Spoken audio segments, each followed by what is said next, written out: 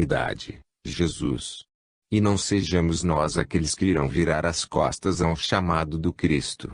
Que todos nós procuremos viver bem e lutar pela verdade, sem atrapalhar a obra de ninguém, porque a cada um Deus ofereceu uma tarefa. Que façamos bem a nós e respeitemos a capacidade dos nossos irmãos em evolução. Capítulo 8. Prevenir para não chorar. O salão de prece era muito grande, já estava quase lotado quando lá chegamos. Sentei-me e fechei os olhos, enquanto uma bela música dava-nos a serenidade de que tanto necessitávamos. Logo que saímos, despedimos-nos de todos e ganhamos estrada.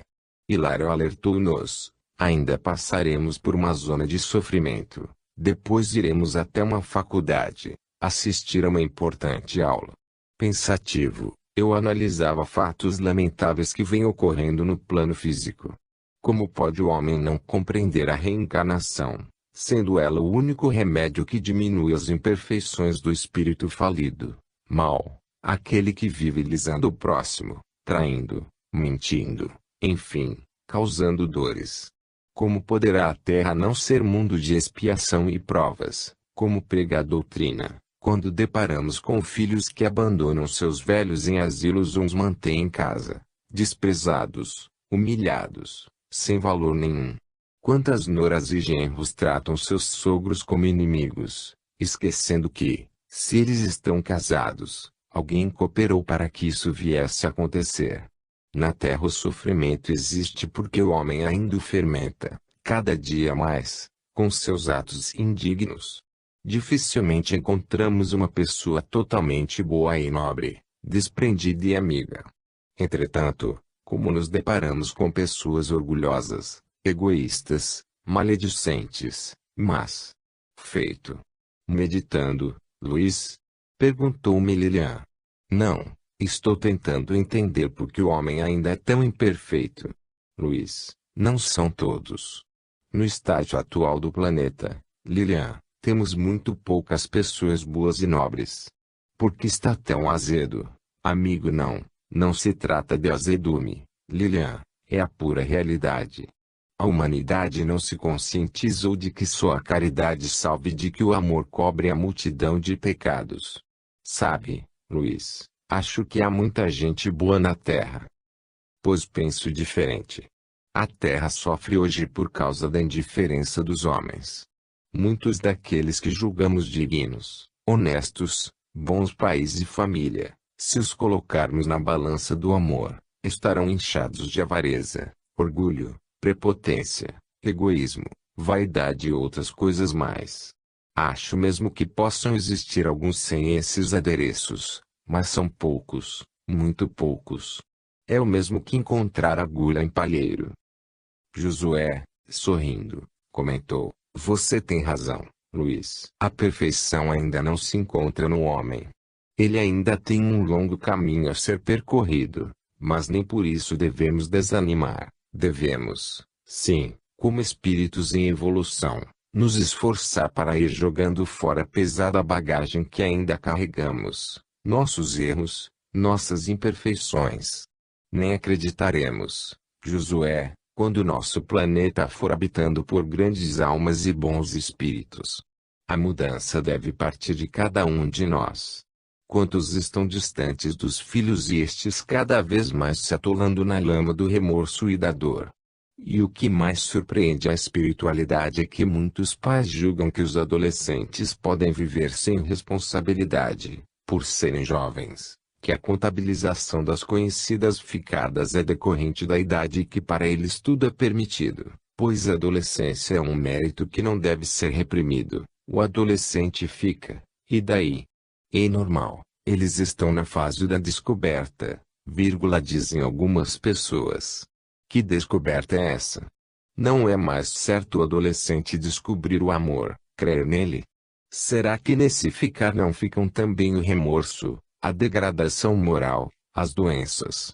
Será que algum psicólogo tem conhecimento das consequências do ir ficando dizer que o adolescente está aprendendo a se responsabilizar pelo que quer, que está tão ocupado com ele mesmo, que não consegue enxergar que o que faz pode afetar o outrem. Perguntamos: isso é certo? Não é mais fácil orientar o jovem a ter limites, lutar pelos seus direitos e deveres? Ou o certo é deixá-los soltos, como Deus fez quando criou o macho e a fêmea, conforme está escrito no capítulo 2 do Gênesis, dizendo: crescei e multiplicai-vos. Não é mais digno ensinar a criança a não colocar a mão no fogo, do que ter de cuidar da mão queimada. Infelizmente, o que você falou é a pura verdade. Alguns julgam que ao adolescente tudo é permitido. Bendita a doutrina espírita, que ensina ao homem que o espírito não tem idade, tem responsabilidade. A criança, o adolescente, o jovem, o adulto, todos têm compromisso com Deus, por isso, precisam lutar pela perfeição.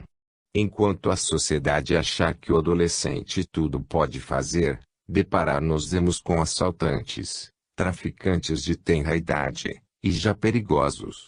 Enquanto a sociedade achar que a delinquência cessa com o passar dos anos, presenciaremos os fatos desagradáveis que vêm ocorrendo com os adolescentes. Agora, que deve ser mudado?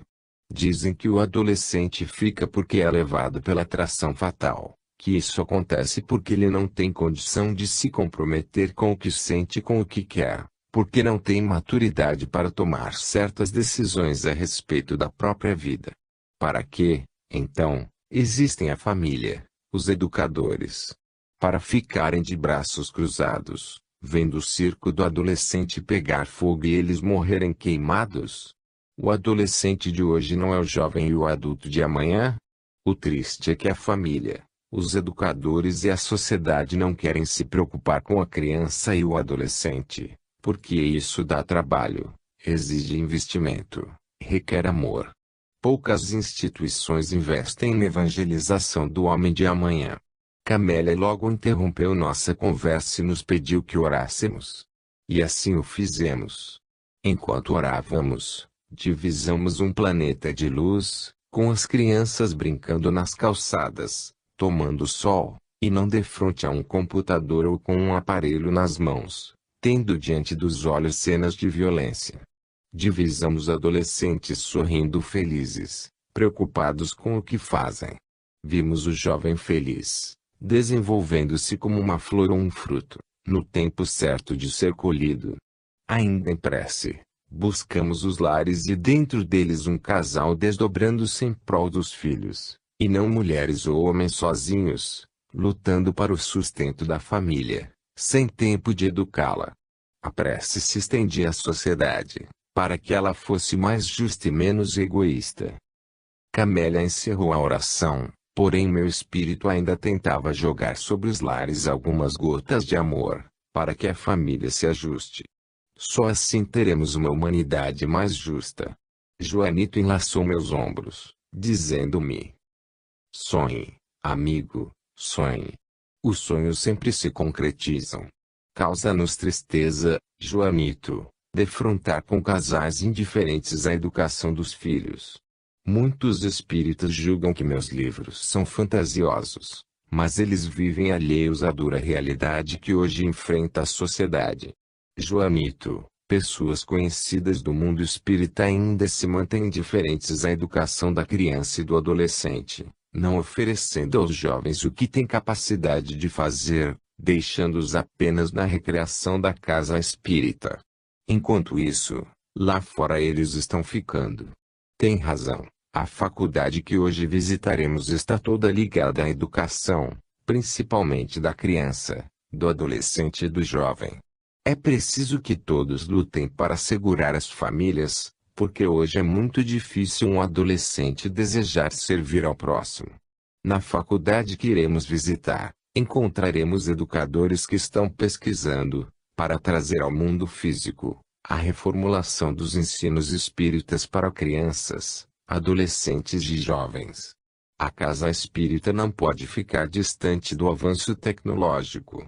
Enquanto ela trata a criança e o adolescente como se fossem inocentes, a sociedade já muito os violentou. Portanto, devemos conversar com eles, tirar suas dúvidas, seus erros, suas revoltas, e tentar ajudá-los, como hoje fazemos com os adultos perturbados que nos buscam. Às vezes, a criança de tenra idade já vem enfrentando fatos muito tristes, como a separação dos pais. A tudo isso os orientadores da casa espírita têm de estar atentos, pois cada um tem hoje de encontrar um modo de ajudar a sociedade. Não podemos ficar de braços cruzados. Há um material precioso, que são os livros doutrinários. Devemos dar à criança, ao adolescente e ao jovem condição de conhecer a beleza da doutrina espírita, saindo do desenho, da colagem, porque o mundo envelheceu. Hoje não existe mais criança ingênua, a televisão há muito já lhe a inocência. Precisamos dar-lhe o conhecimento de que todos os nossos atos são catalogados no livro divino. Se podemos escrever uma bela história de amor, por que temos de escrever uma história de terror, apenas porque somos jovens e só queremos aprender com a prática e não com a consciência? Que bom! Iremos aprender mais sobre educação familiar.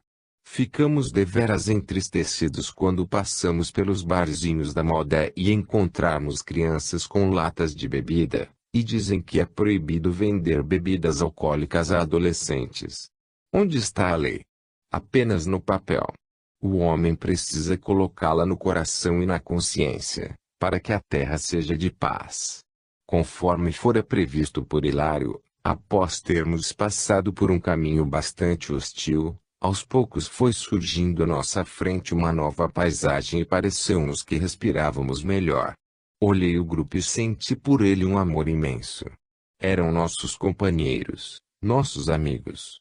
Olhando para o alto, dei continência. Olha, Senhor, como te somos gratos pelo mundo que encontramos e pelos professores que colocaste em nosso caminho. Obrigado, Senhor. Já avistávamos o portão da faculdade, quando ele foi aberto por dois lanceiros de Maria, que solenemente nos cumprimentaram. Quis demonstrar-lhes carinho, mas não me atrevi. Estavam tão compenetrados no trabalho que achei melhor ficar quietinho. O jardim era lindíssimo. No centro dele, havia um belo prédio. Circulando, pequenas faculdades, em formato redondo, e irradiantes como o sol. Vamos ver se conseguimos desenhá-las. Dirigimos-nos ao prédio principal. Recebidos por Anete, ela nos encaminhou até o irmão Jerônimo, que nos orientou sobre nossa visita àquele belo lugar, um oásis em pleno umbral. Sorri, sozinho, ao imaginar a cara de alguns ditos espíritas que não aceitam nosso trabalho, alegando que assim agem porque não passamos pelo umbral. E onde é que trabalho? Será que é nos planos celestes? Vamos estudar, minha gente. Josué conduziu-nos até a pequena faculdade número 3. Ao adentrá-la, deparamos com um belo auditório. Ficamos muitos minutos ali, em silêncio, até que irmã Florinda deu entrada no recinto para proferir sua palestra. Estava por demais ansioso, mas procurei aquietar-me, cerrando os olhos e orando. Nisso, a voz melodiosa de Florinda chegou aos nossos ouvidos. Que Deus nos abençoe. Oh! Como é bela a nossa doutrina espírita! Ao invés de tomar insensíveis os corações, como fazem algumas crenças quando pregam a separação das criaturas, ela nos eleva e nos toma capazes de amar com amor quase infinito. Esse amor deve continuar após a vida física, que nos foi dada para adquirir a glória de sentir a paz após a morte, e onde reencontraremos os seres queridos que tivermos amado ainda no corpo físico. É doutrina reveladora, que tira a venda dos olhos para os fatos espirituais, pois, à medida que vamos estudando, as verdades vão chegando até nós através de fatos concretos. Por isso, um espírita não pode fugir do estudo e do trabalho. Do contrário, continuará como antes, a temer fantasmas e julgar que cemitério é morada dos mortos. Portanto, que é a doutrina espírita? Que é o espiritismo? Todas essas indagações devem ser respondidas pelos encarregados de uma casa espírita. É nosso dever transformá-la em uma faculdade, onde se aprende o espiritismo. Se não for assim, continuaremos praticando iniquidades e criando fanáticos religiosos, fermentando a vaidade naqueles que julgam ser médiuns missionários e que todos os espíritos deles necessitam. É dever de cada núcleo espiritista educar o homem que lhe bate à porta. Porém, para educar, precisamos primeiro nos educar. A casa espírita sem estrutura doutrinária, longe de fazer o bem, está jogando pedra na cascata de luz, que é a doutrina espírita. Quando alguém bate às suas portas, tem de encontrar a verdade, mesmo que isto venha a desiludi-lo, pois a sua vaidade muitas vezes o trouxe apenas para desenvolver a sua tão esperada mediunidade. Está nas mãos dos verdadeiros espíritas a vitória do espiritismo, para que seja respeitado pelos encamados. É erro doutrinário levantarmos paredes apenas para catalogar médiuns, como se o espiritismo dependesse deles para existir. A casa espírita não precisa viver lotada, como se isso fosse a coisa mais importante para a doutrina. Ela existe para mudar a alma, torná-la mansa, caridosa, equilibrada. Não sendo assim, a casa não atingirá seus objetivos. Os espíritas não são caçadores de fantasmas, são, sim, trabalhadores do Cristo, operários humildes da construção de um novo reino, o reino de Jesus. Cada espírito verdadeiro opera como um anzol, que vai pescando almas no revolto mar da vida. Ele não grita em praça pública, como os fariseus hipócritas, e também não bate de porta em porta, procurando adeptos. O verdadeiro espírita é um farol de luz. Por onde passa vai espantando as trevas. Ele não precisa bater no peito nem gritar bem alto para ser seguido. Os seus exemplos serão sua grande isca. Só eles, nada mais. O verdadeiro espírita é bom pai de família, bom filho, fiel amigo, ótimo vizinho, enfim, é um filho de Deus caminhando pela estrada estreita da perfeição. O espírita não pode cometer os mesmos erros de outras crenças, julgar-se dono da verdade. Ele deve tomar-se um exemplo de verdades. Após breve pausa, continuou: a finalidade deste encontro é alertar os espíritas para o perigo que hoje ronda as casas espíritas. Sentimos que alguns confrades, mesmo estando há anos na doutrina, ainda encontram dificuldade de transmitir às suas famílias os fundamentos da doutrina e, calados e passivos, observam sua decadência moral, nada podendo fazer, a não ser orar. Por que isso vem ocorrendo? Porque o pai de família não limpou o terreno na ocasião propícia nem plantou a semente. Foi bom pai, mas nada fez pelo crescimento espiritual dos filhos. Estamos deveras preocupados com a família, sendo esta a causa de trazê-los até aqui. Esta faculdade trata da educação do espírito, esteja ele em sociedade, na escola do lar. E nada melhor para assimilar os ensinamentos do que a alma quando se encontra na infância e na adolescência. Sem tempo para falar de Deus, a família se perde cada vez mais no mundo tenebroso do materialismo. Por isso, irmãos, devemos unir para que a doutrina se volte para as crianças e os adolescentes, dando-lhes orientações precisas, entrando no mundo jovem e infantil, enfocando a realidade atual e usando o linguajar fácil, para ser por eles compreendida. Devemos fazer com que a criança e os jovens se sintam seguros na casa espírita, não os marginalizando como incapazes, por serem crianças ou jovens, mas neles depositando as responsabilidades que tem o adulto. A vida lá fora não está escolhendo por idade, é uma overdose de lixos mentais que poluem essas mentes ainda imaturas, através de vários meios de comunicação. Hoje, a criança e o adolescente, através do computador, cedo já ganham o mundo, e a casa espírita e os pais estão mandando a criança desenhar o papai do céu e o jovem apenas tocar violão. Não, não e não. Não está certo. Vamos acordar, vamos abrir os olhos. A criança de 4 anos já pode estudar a doutrina através de uma didática moderna, com apostilas bem feitas, com desenhos escritos atuais, mas doutrina verdadeira, e não fantasiosa, que pode fazer a criança rir do instrutor. Eles têm capacidade para acompanhar o estudo da doutrina espírita, pois são espíritos velhos, e hoje, na era moderna, têm livre acesso às verdades duras da vida. Enquanto o centro fica com métodos ultrapassados, mandando a criança fazer colagens, em seus lares o computador muitas vezes lhe dá fotos de homens e mulheres nus, com informações deturpadas. E por que não são os pais, os professores, as casas religiosas que irão dar essas preciosas informações?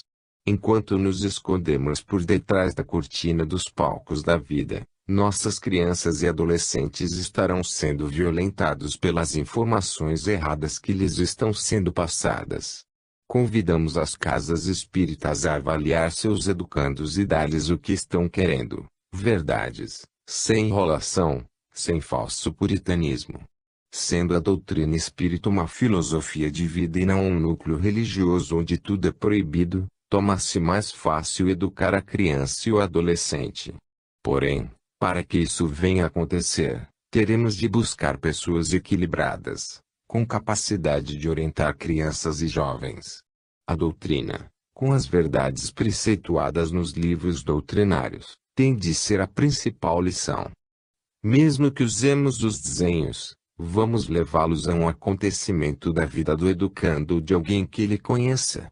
Precisamos despertar a família para que comece a perceber que seu bebê está crescendo e precisa de ajuda.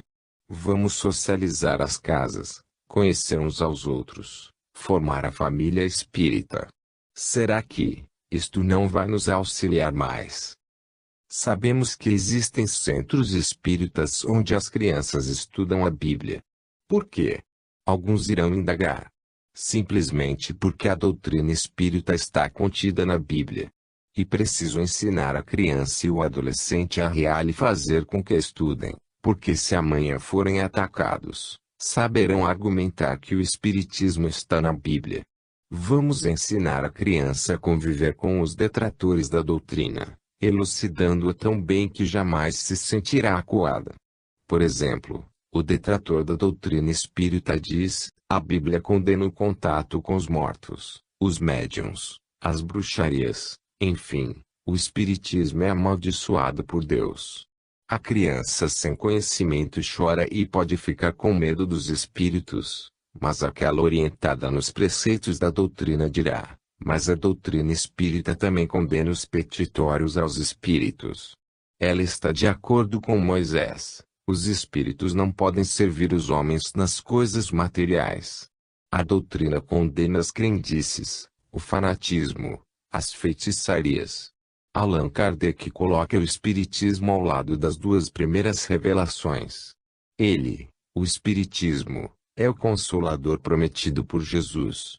O espírita não aceita feitiçaria, sacrifício, cerimônia. Ele é um representante vivo do Cristo e luta para não se tornar um falso profeta, pois sabe que tem de ser bom e nobre, justo e caridoso.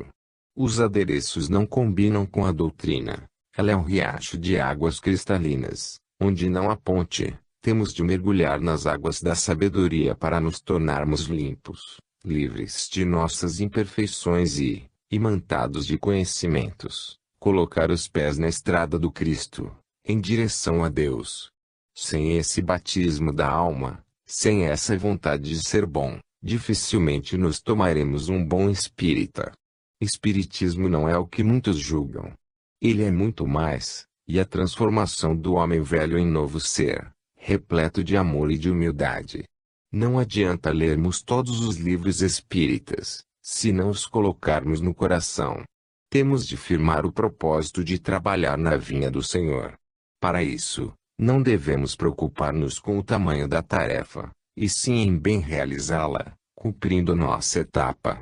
De que valem os aplausos dos homens, se Deus nada recebeu de nós, nenhum ato de bondade? Os núcleos espiritistas têm de lutar para que se tomem campos produtivos, e não caminho de figueiras estéreis. Cada um pode iniciar um belo trabalho interior, matando o que tem de errado dentro de si, partindo em busca de outras criaturas que também procuram encontrar o Cristo.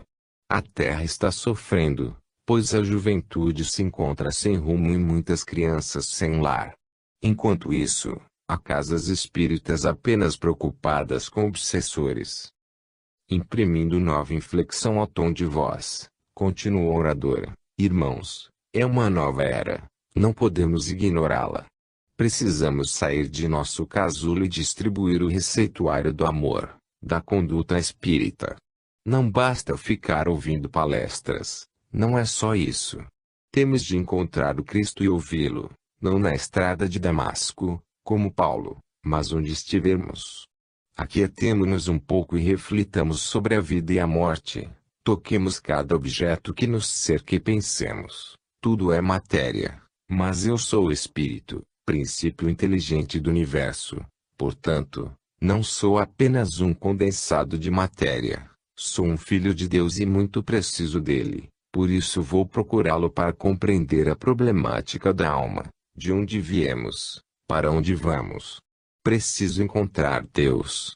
Pode parecer difícil tudo o que estamos dizendo, mas os espíritas têm de assumir o compromisso de servir ao próximo, porém antes consigo próprios, de tomarem-se melhores do que ontem. Hoje, o espírita que está caminhando sem olhar ao seu redor está sonhando, pois ao seu lado crescem seitas de fanáticos que até podem matar em nome do Cristo. Enquanto isso, calúnias e pedras lhes são atiradas. Quando criamos o trabalho de alerta às drogas, alguns puritanos atiraram pedras em todos os livros por serem dirigidos aos jovens. Hoje, esses mesmos senhores já sentiram, através de seus filhos e netos, a dor e o desespero que traz uma dependência. Mesmo assim, ainda vemos respeitados espíritas aposentados, indo à casa espírita apenas em dia de assembleia. Já imaginaram se Deus se aposentasse? Enquanto isso, algumas casas espíritas flutuam de vaidade e de fantasias. Eu vi, eu ouvi, eu sou. Não, a doutrina espírita não é isso. Ela é o remédio para curar a vaidade. Por isso, vamos educar a criança e o adolescente, para que tenhamos uma juventude mais sadia.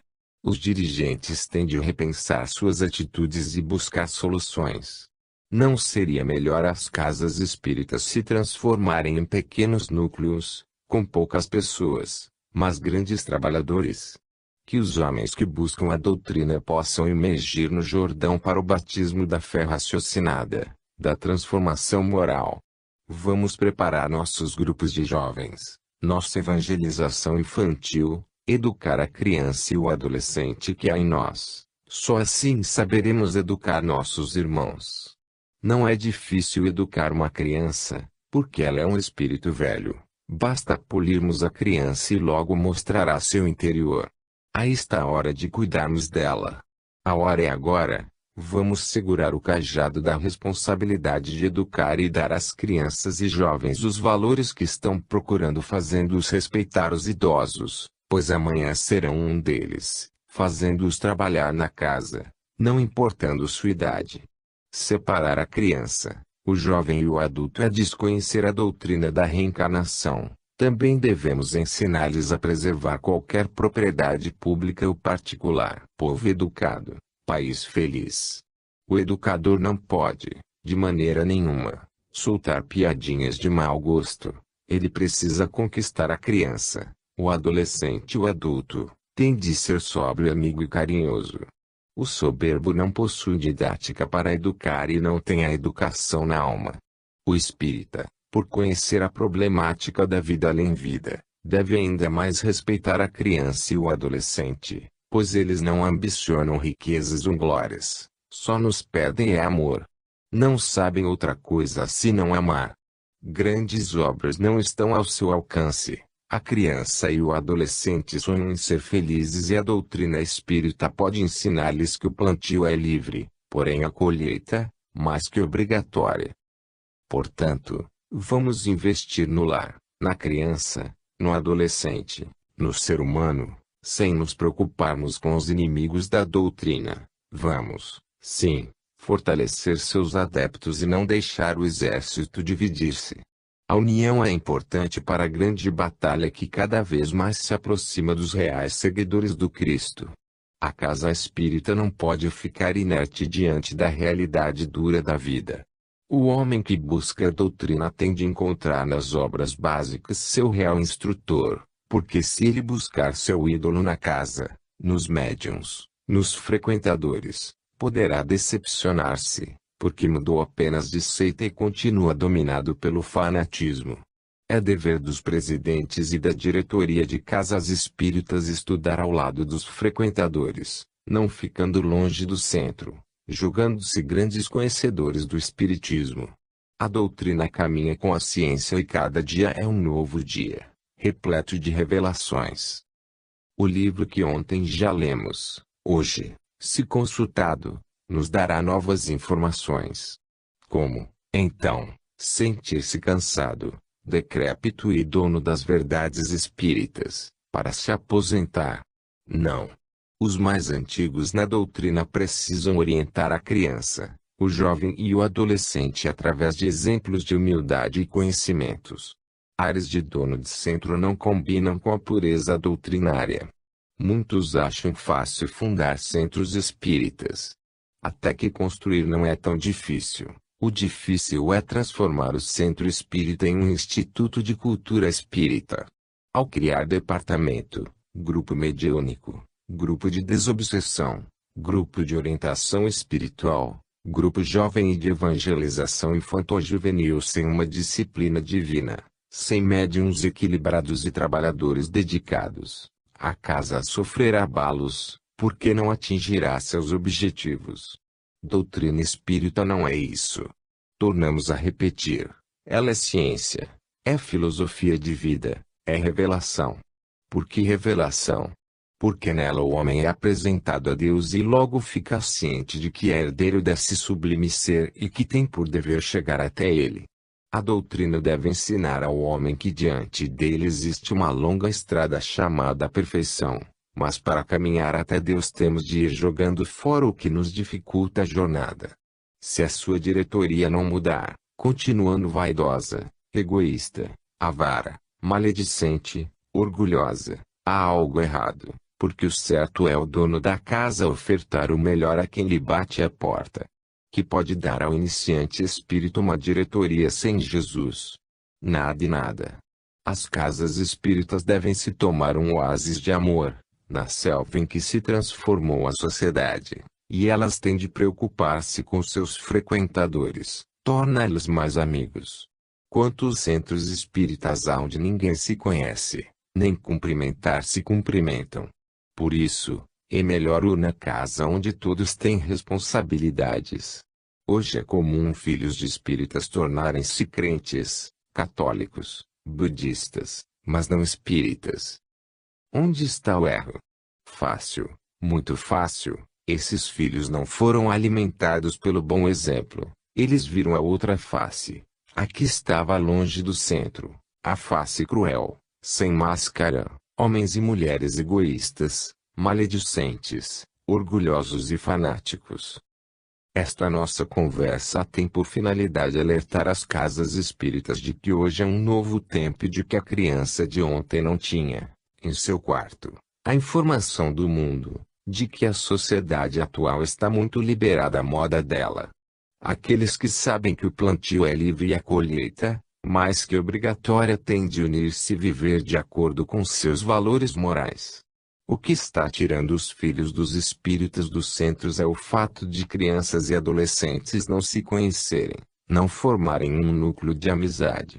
E não tendo amigos espíritas, a criança, filha de espíritas, dificilmente aceitará a conduta espírita que seus pais tentam lhe passar, porque seus preceitos religiosos são diferentes.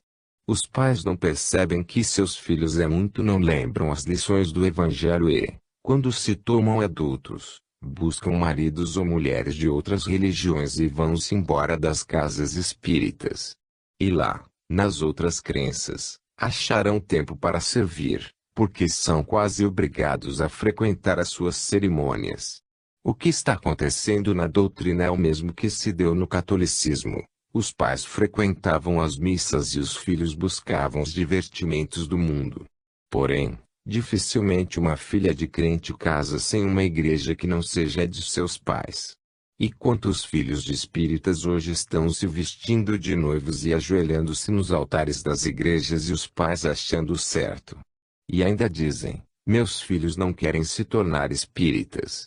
Claro, tornar-se espírita é como se despir em público, é ficar nu diante do próximo. Isso hoje parece muito difícil para aqueles que não desejam se tomar melhores.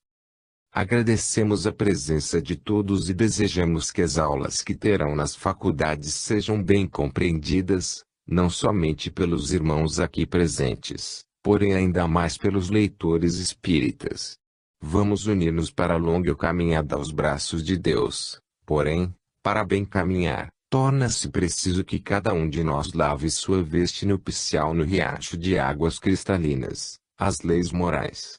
O homem tem por dever conhecer Deus. O Cristo já desbravou o caminho e nos convidou a caminhar, agora depende de cada um de nós prosseguir ou parar.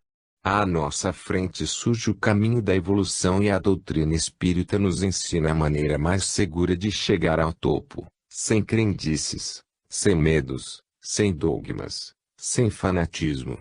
A doutrina não veio para aguçar vaidades em médiuns ou em espíritas, ela veio porque o Consolador estava previsto por Deus, que faria muitas revelações, e a maior delas, dada pelos espíritos, e a de que fora da caridade não há salvação. Ela é uma voz que chega a todos os lugares, convidando o homem a tomar-se bom. Os espíritos sopram em todos os lugares e feliz aquele que bem construir sua casa espírita, onde as vozes dos espíritos ressoam como a afinada orquestra, deliciando os ouvidos daqueles que desejam escutar. Não foram os homens que pescaram os espíritos é que chamaram os homens para a grande revelação divina.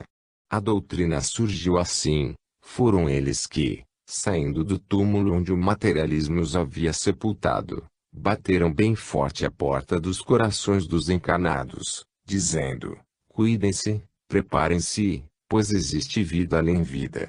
Foram os espíritos que murmuraram baixinho o nome de Allan Kardec, ele os ouviu, porque assim o desejou. Nós, espíritos, não temos tempo a perder, não podemos correr atrás dos encarnados obrigando-os a nos escutar.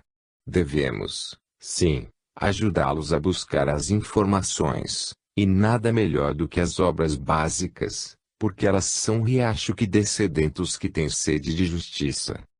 Devemos realizar estudos espíritas, porque só respeitaremos os mortos quando descobrirmos que não existe morte e que as almas daqueles que partiram do corpo físico estão bem vivas, ou mais vivas do que aquelas que ainda precisam encontrar-se na cadeia da carne.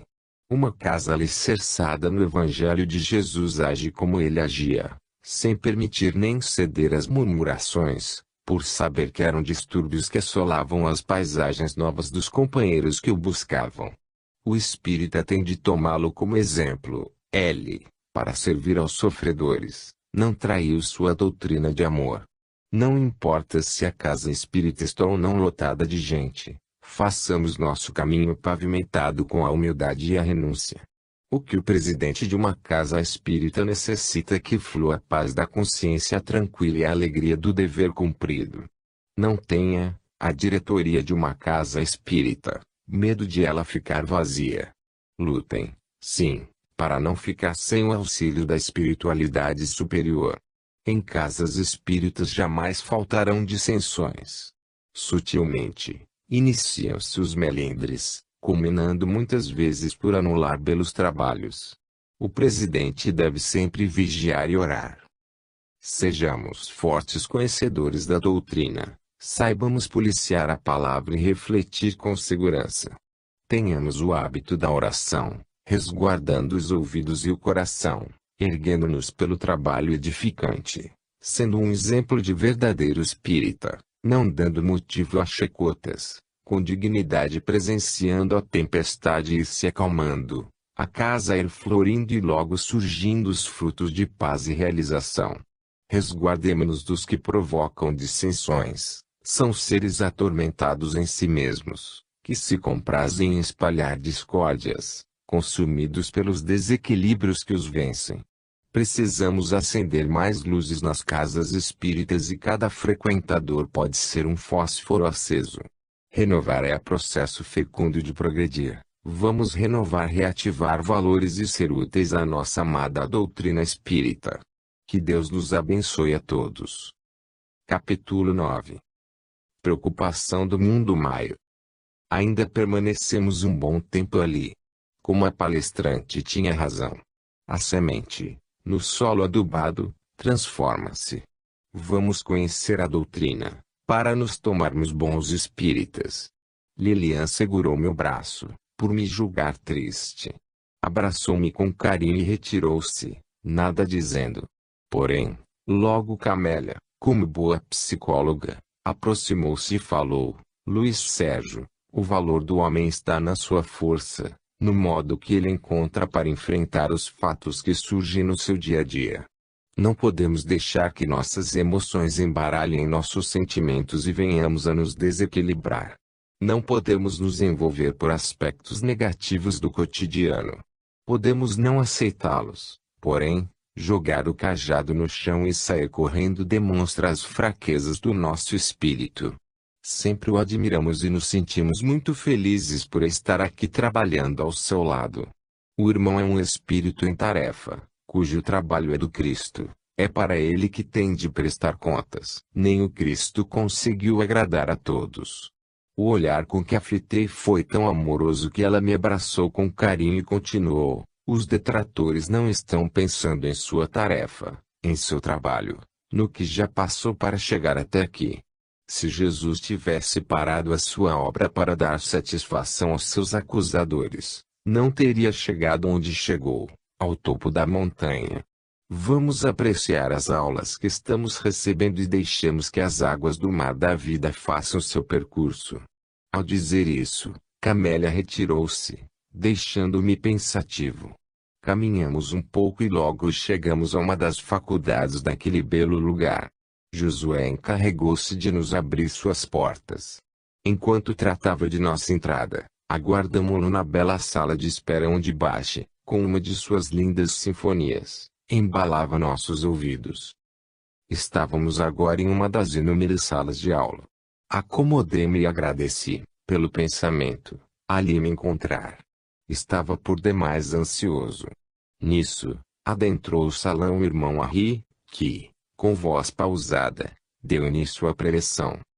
Que Deus, a soberana bondade que rege o universo, abriguemos em seu manto de sabedoria, Ele que, como Pai que é, nos proporciona a condição de conhecer as verdades, antes ocultas pelo fanatismo religioso.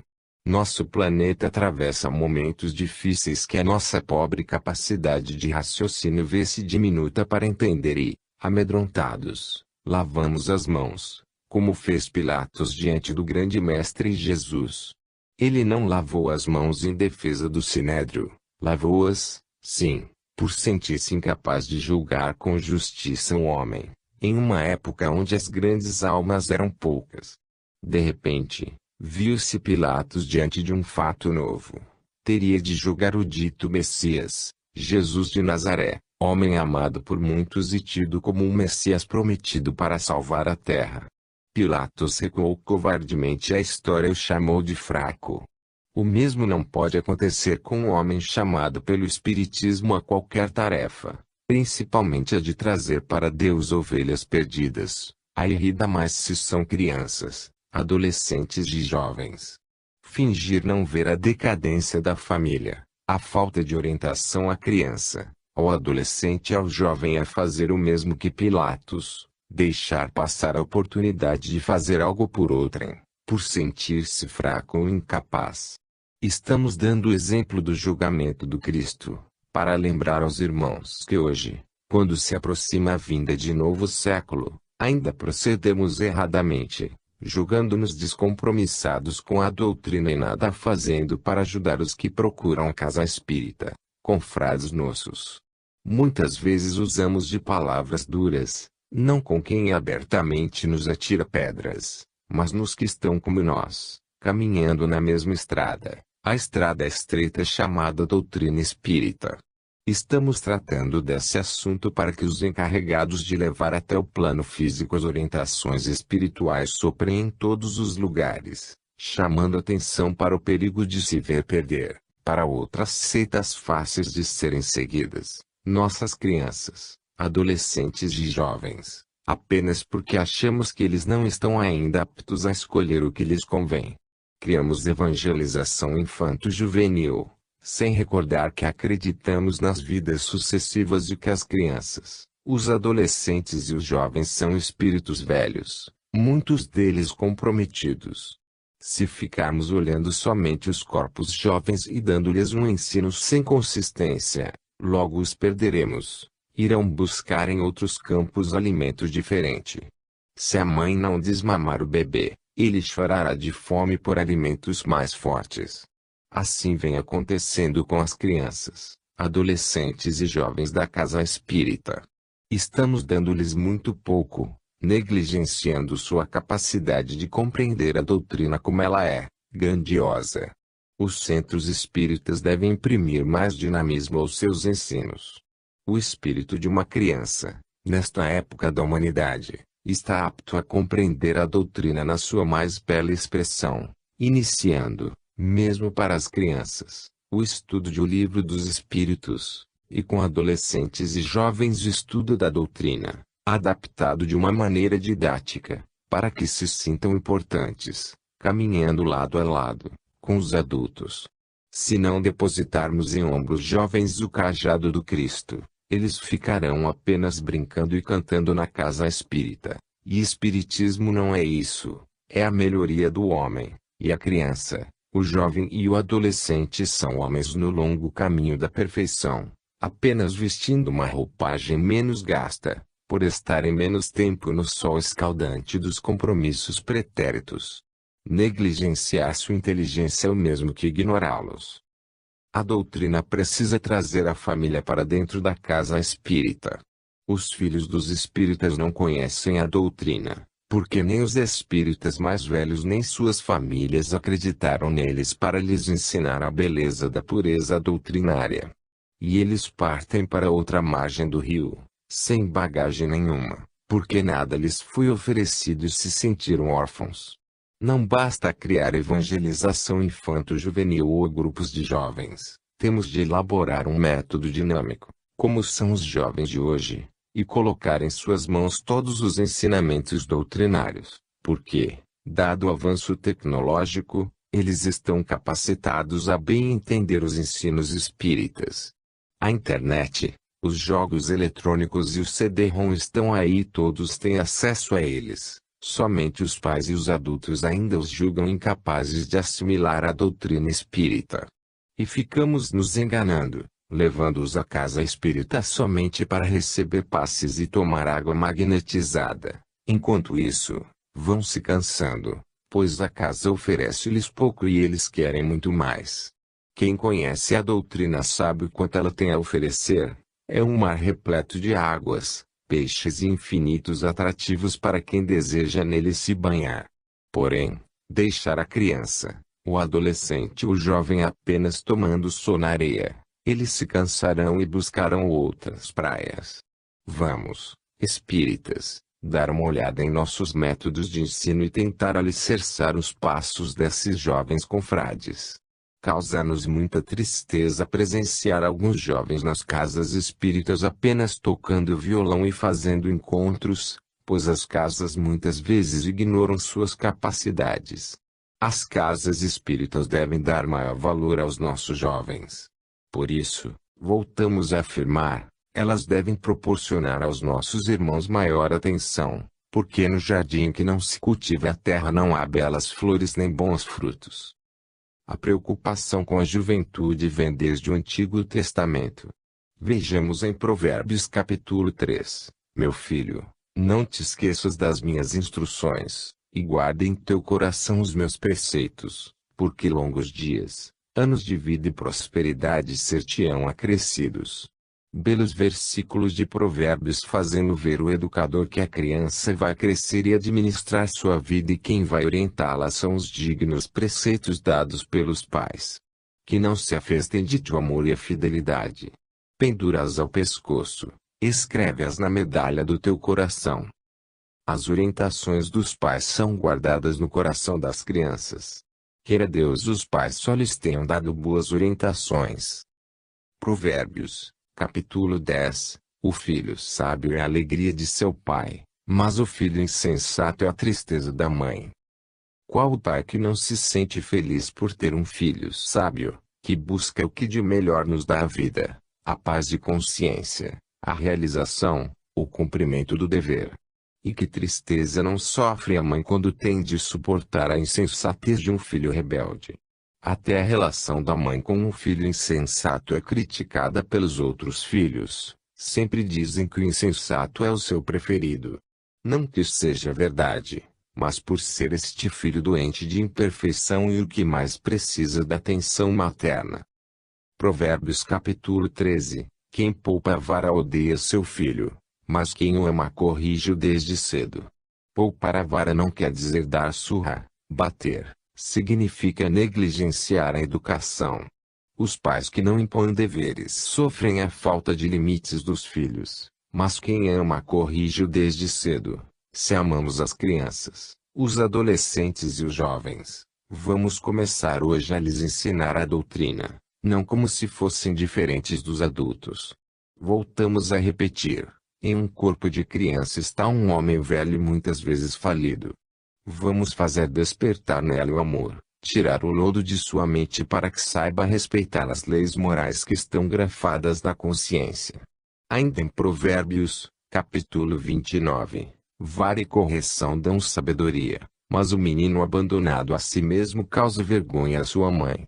A criança que não é respeitada pelos pais envergonha a sua família, pois é mais fácil deixarmos as crianças sem educação do que educá-las.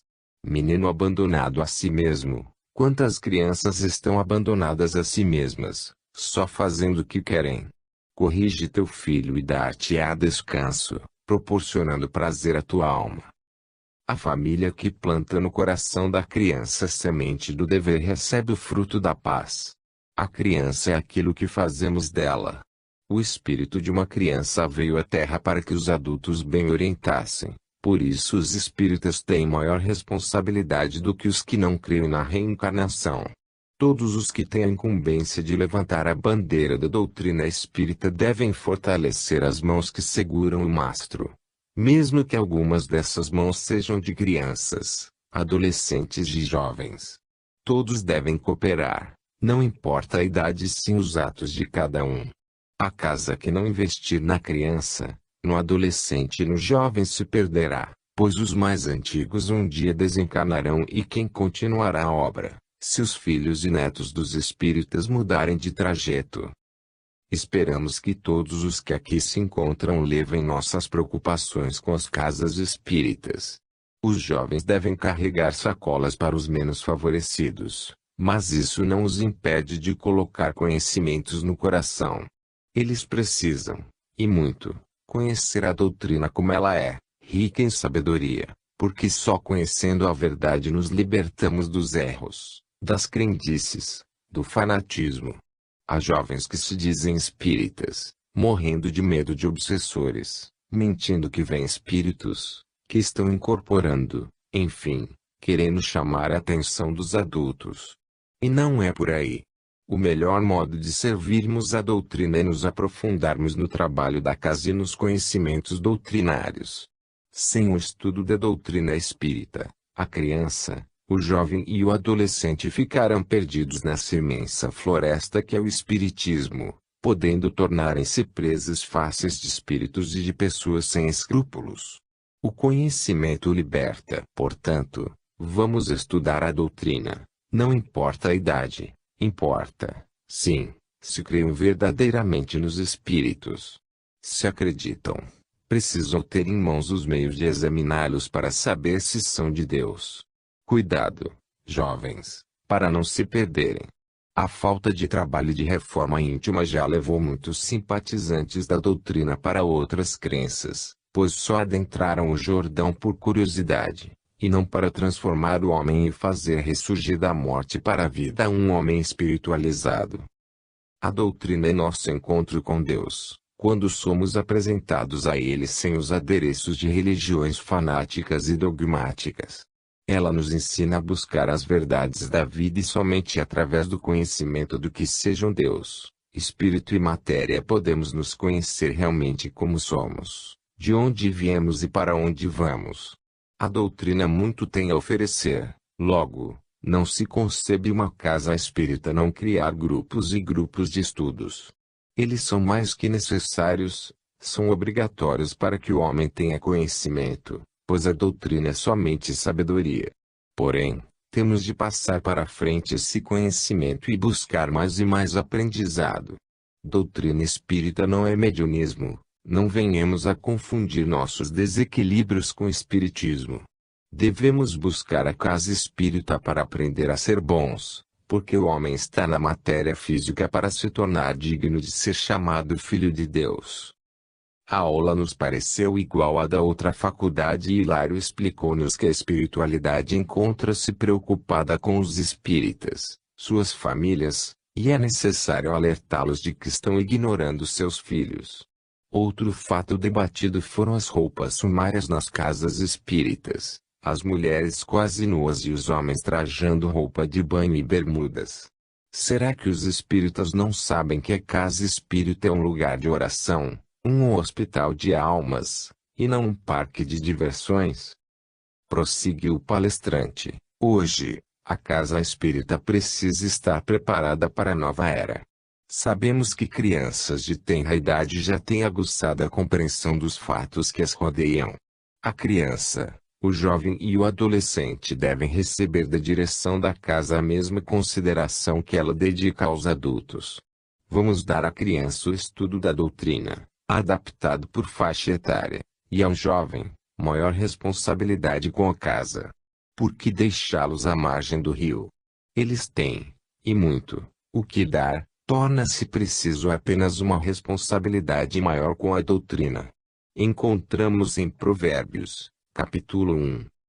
Meu filho, escuta a advertência de teu pai, e não rejeites o ensino de tua mãe, pois serão diadema para tua cabeça e um colar para teu pescoço. Meu filho, se os pecadores quiserem seduzir-te, não vás. Meu filho, não os acompanhes em seu caminho, afasta os passos das suas veredas. Eis, aqui, a recomendação da obediência dos filhos aos pais, para não serem seduzidos pelos ímpios.